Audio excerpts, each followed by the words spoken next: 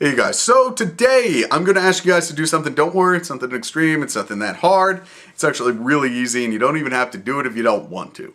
All I want you guys to do is think of a country. Any country you want, any place on the map of a border. Could be Germany, could be Ethiopia, could be Greece, could be Bolivia, it doesn't really matter.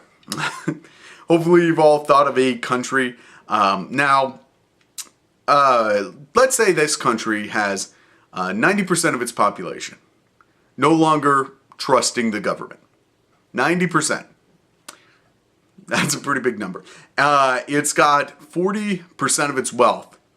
40% of its wealth in the hands of 1% of the population. The majority of the country also believes that this 1% is using its wealth to manipulate the political system. And the country has been mired in a recession that has gone on for 3 years. And the unemployment rate still remains high.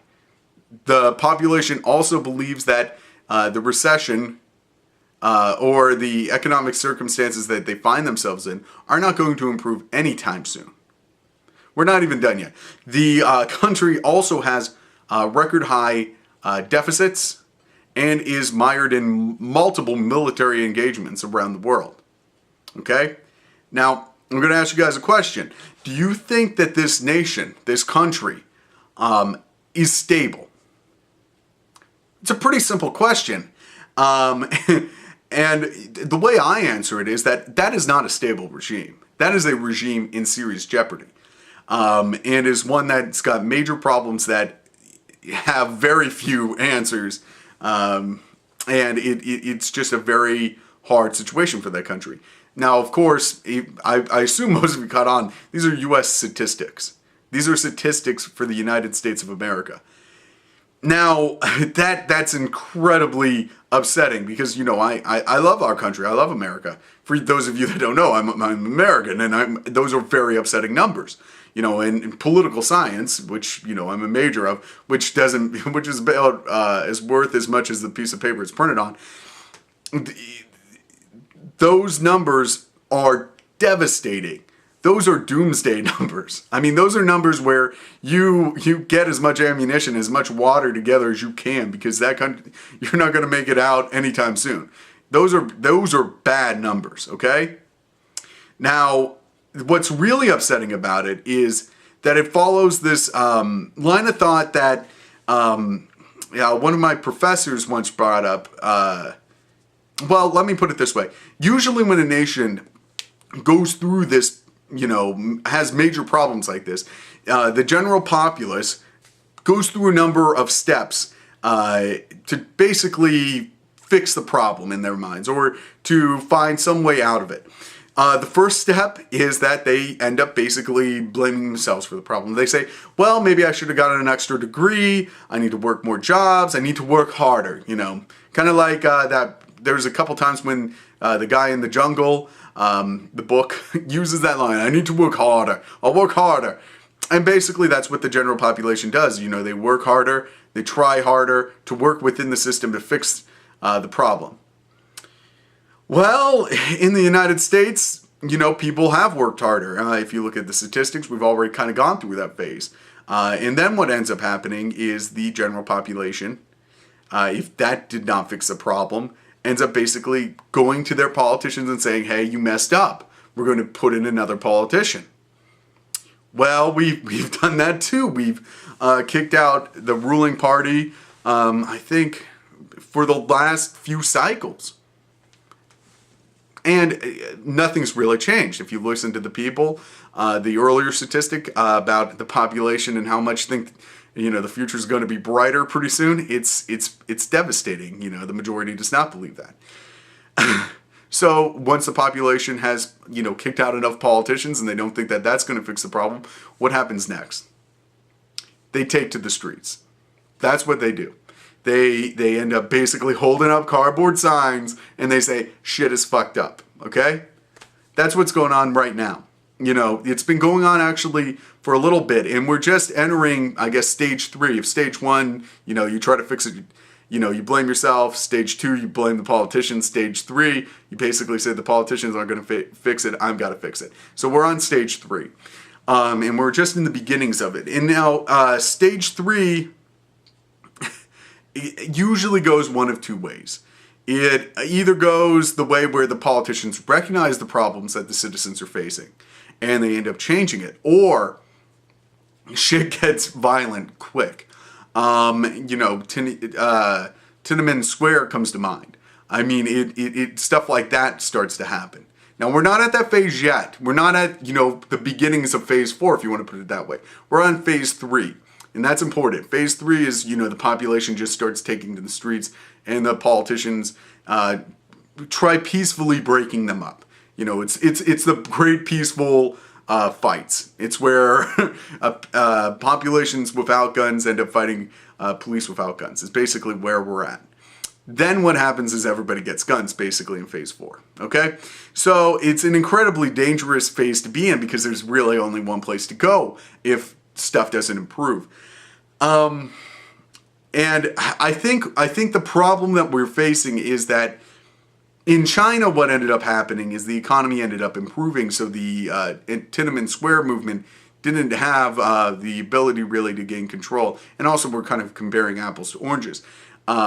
Also, there was a number of other internal dynamics going on in China. In America, the dynamics are different in that most of the Americans no longer have faith in their government, while that never happened in China. Yeah, things are worse in a lot of ways.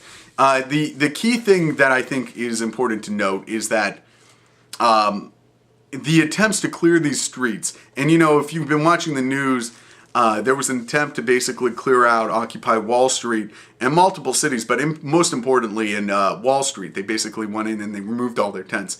And what you got to understand about this is that you're attacking a symptom. What they're doing is not fixing the cold the person has. What they're doing is they're wiping their nose. You understand? The system is basically wiping their nose. They're not really fighting the germs inside. They're just getting the annoying thing on their nose off. The thing that's going to kill them are these statistics. It's the reality that's going on.